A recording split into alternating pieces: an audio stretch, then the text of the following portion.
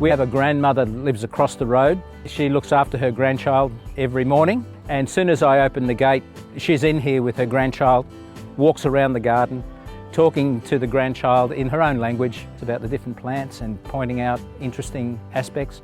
So for her, this is her personal garden.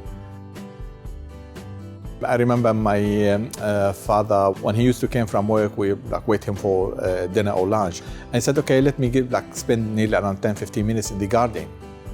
This is my life. Every morning I can't start my day without going for 5 minutes, 10 minutes, checking all my plants there. And also when I came back from work, it's like a type of meditation. You do it with the plants, which is, I like it.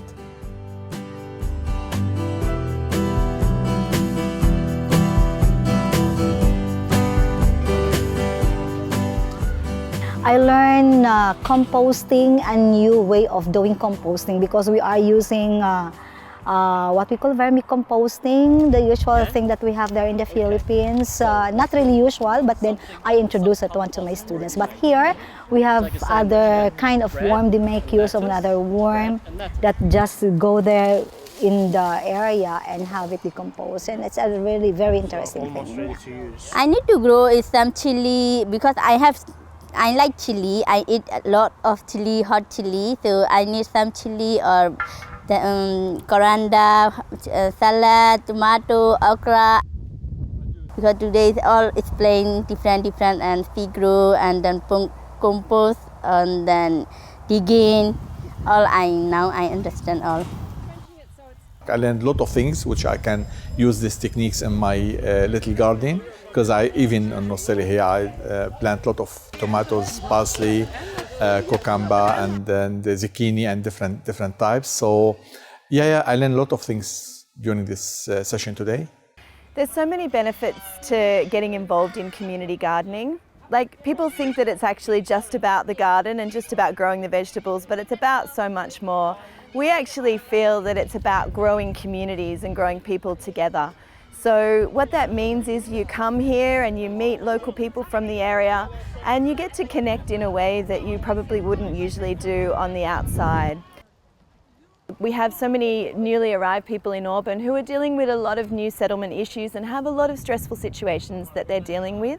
So coming to the community garden has a real benefit in making friendships, but also finding a place to relax a little bit, to take your mind off the stressful things that are happening in life, and to connect with each other and to connect a little bit with the earth and have some time out.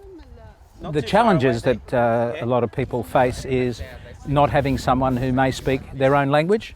It doesn't matter if you can't communicate in your own language. We communicate by expression, by pointing at things, by doing things and people repeating, and with goodwill, people will find a way to communicate. Some of the challenges may be around feeling people that they don't have gardening skills or feeling that they don't quite know what to do, but this is so much more than gardening. So I think if people are willing to give it a try and to come along, we can actually find ways that people can use their own skills and areas of interest to get involved in the garden. It's not just about gardening, it's really about creating.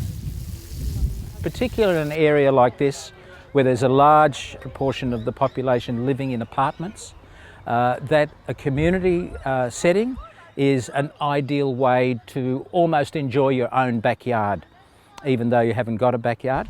So look upon the community garden as an opportunity for you to experience your own yard.